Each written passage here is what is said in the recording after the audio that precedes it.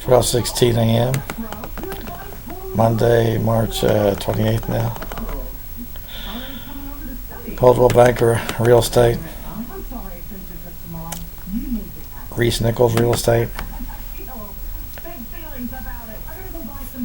Berkshire Hathaway Real Estate Division now owns Reese Nichols.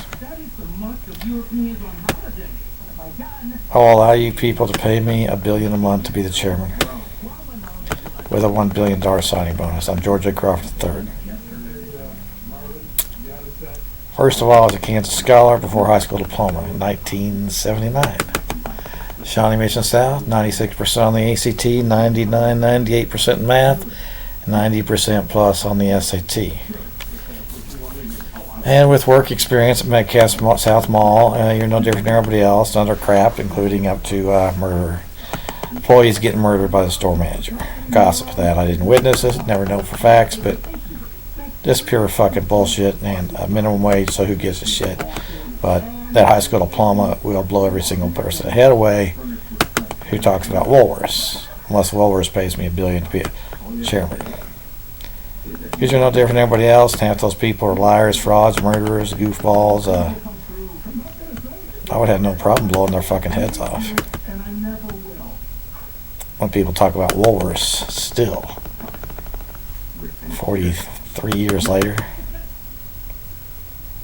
I worked at Woolworths in Metcalf South, and then I guess some honest, ethical people around here acknowledged that I could be a real estate agent. The rules in Kansas say, all you have to do is have a high school diploma and pass the test. That was a basic rule. It's nothing about having a college degree or anything. But I went to college like an American.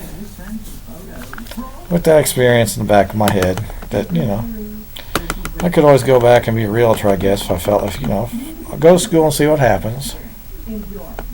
Just go experience, see what happens. So I went to Oklahoma State, got my engineering degree, mechanical engineering in 4 years, 90% flunked out the first semester. I graduated in 4 straight years with all the crap and fraud that went on. Then I went to Purdue Krannert, Graduate School of Management, ranked simply as good as it gets in the national rankings for graduate school, management, MBA type schools. I got 93% on GMAT, and I got my degree at Purdue Krannert in 85. Now, I'm sure that I know there was crap and fraud in high school at South, crap and fraud at Oklahoma State, and crap and fraud at Purdue. I had perhaps crap and fraud with the ACT and GMAT, but, I'm a 9 plus on all those things, so yeah.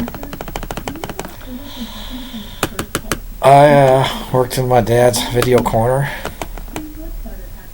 turned my life into hell. He started talking about murderers and identity thieves, and he was really not my natural father, and I believe it. I believe that he was an identity thief of my real father, my natural father. You want to play games about what your real father is versus your natural father, all this bullshit these idiots started doing. I believe he was murdered my real natural father, and my mom went along with it because she was an idiot from Carthage, Missouri, who didn't have a college diploma. Those are all different issues and stories I can go on. But I became a realtor at Coldwell Banker 2 or 3 years after my master's. He was owned by Sears then. I went in there, State Line, Kansas side by Ward Parkway Shopping Center, Country Club office. And, some of those people were nice. Some of those people were gossiping. Who the hell are you? Was he? I was, I never had great skin, and I was probably not real pretty. And I was pretty much stunned from video corner and jail time and shit, but they told me I had a job for the rest of my life. I'll never get laid off. Companies like Sprint lay people off all the time in the news. Well, they don't lay people off because they don't pay people. I wasn't an employee. I was an independent contractor. I had to spend my own money to get the licenses and all the MLS. They didn't pay for that. I paid for it out of my pocket. I was pure gravy, revenue. I was pure revenue producer for the company. Not paid a penny. Not an employee. So that concept of letting people off, well, it doesn't even really apply to real estate agents who are independent contractors. Only employees get laid off, not independent contractors. But they did after 1 year, fucked me over. Todd Crum blindsided me in the office. He asked me to come help him one time while I was wearing my suit and tie, coat and tie. He blindsided me with the choke sleeper hold from pro wrestling or the Marines or whatever. Police. He claimed to be a pro wrestler to pay for his college degree at Texas or something. And other people started telling him was butt idiot, telling him that I said he was a liar and it was fake, and so that's why he put me in sleeper hold. That butt idiot was kind of a fucking punk too. I discovered long after Coldwell Banker, but after Crum, the original broker, Chris Spray, he wasn't in there anymore. I didn't go in the office that much, but I was still an agent in there. I went in there sometimes. I think one time Crum said, Crum started acting innocent, saying, well, George could count lumber to build houses. I just sat there and I couldn't believe this idiot, and I didn't say anything. I just sat there and ignored him. Felt like hitting him in the head with a steel chair like they do on TV, but it probably wasn't worth it. He blindsided me.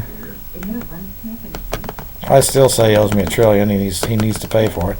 He's still evidently in Reese Nichols, but the broker Chris Spray was gone after that, and I didn't know what happened. Did Crum do something to him and they let him get away with it, or what? Because this big guy, gray-haired guy, Dave Johnson, came in there. And he became the broker. He was 6'5". He could probably beat the shit out of Crum. Crum tried something. Crum was taller than me, bigger, not that much bigger, but he blindsided me, and I was too scared of the law and police, and didn't feel it was worth it to just get into it with him in the office. And I'm sure maybe Dave Johnson knew, if Crum did anything, he could physically not allow him to, and he could beat the shit out of him because he was big old guy, 6'5", ex-truck driver or something. Well, Dave Johnson told me, I don't want you in this office. Get out of here. After a couple months, I don't want you to become a broker here or any other company in Kansas City. Well, I was teaching other people how to use the computer back then because nobody knew how to. I mean, they were all older people who didn't know computers, and I was teaching them for free. The Coldwell Banker girl in charge of computers for Kansas City asked me to be the office computer guy, and I said, okay. I wasn't paid to do it, but I just did it. I was new, naive, just trying to fit in and, be friends with people, whatever, colleagues, whatever you want to say. Well, I made some sheets up to advertise for investors to buy houses and rent them out. And he said, you can't do that. Get out of here. It's like, you're just fucking... I didn't feel like arguing with him. I went over to the Coldwell Banker headquarters in Kansas City, and they wouldn't talk to me. I said, fuck Coldwell Banker. You're not going to make money. You're not going to disrespect me and make money off me. And I'm not going to argue with you. So an inferior who evidently doesn't even have a college degree, who's a boss, can disrespect me. I'm not going to sit here and fuck Coldwell Banker. Well, after that, Coldwell Banker went bankrupt within a year. Kansas City offices evidently got bought out by a local home builder from Sears. He bought all the offices. Coldwell Banker was the biggest realtor in Kansas City Metro. Other companies like Nichols and Eugene Brown back then were big, exclusive, rich people. They said, well, we sell to rich people and we only hire experienced agents to work here. Coldwell Banker will hire anybody and train them. And, if you're a success at Coldwell Banker, maybe we'll consider you to come back here later. That was the kind of attitude they had. Well, I worked at Reese and Nichols and Reese Nichols after Coldwell Banker went bankrupt. I had my license there, but they disrespected me too and made up lies to, fuck me. And I didn't feel like, again, you're no different than everybody else, so I'm better than the bosses in there. I don't feel like putting up their bullshit. They had a law degree from KU. George Burns had a law degree. Oh, get out of here. I wasn't going to they weren't good enough for me to argue with and make money off of me and disrespect me.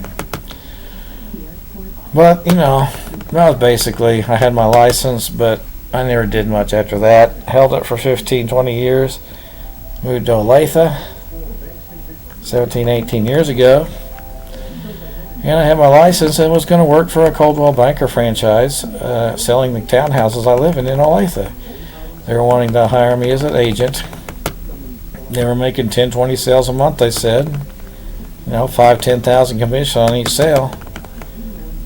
I was interested. I moved here.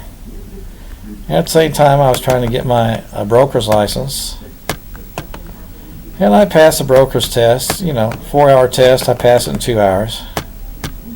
And at the same time, I was trying to get my investment advisor's license to get a hedge fund license. Start a hedge fund. I passed that too. That's a different story, but I bullshit with stockbrokers. But within 6 months of moving here, I lost my real estate license.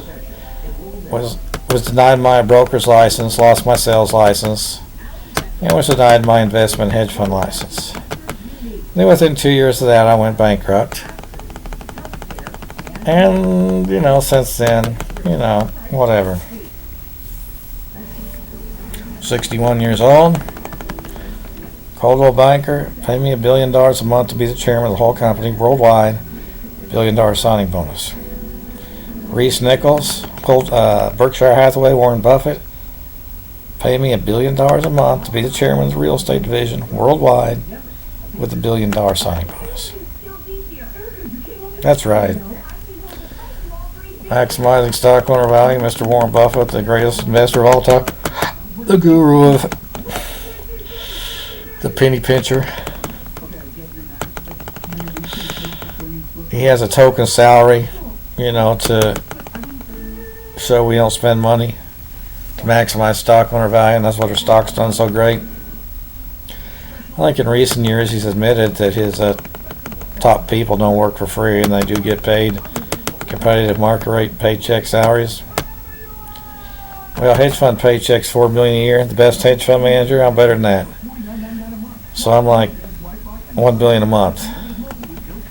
So it's contracting me at $1 billion a month, which is obviously an expense to Berkshire Hathaway, the company, and it's maximizing stock owner value of this company here, me. Coldwell Banker, yeah, same thing. Show some respect. Pay me the money. Take away Crumb's real estate license. Whoever he was, maybe there's 2 or 3 of them too. Then spent a year or 2 in jail. Think about it. Didn't let him go work at Pizza Hut or something. He said he owned 50 Pizza Huts. I think his profile on Reese Nichols made everything he said a lie. Maybe I was a Uber driver here. I've driven him. Or somebody who looks like him, because there's maybe 2 or 3 of them around here. I don't know. $1 billion a month. Bring it to me.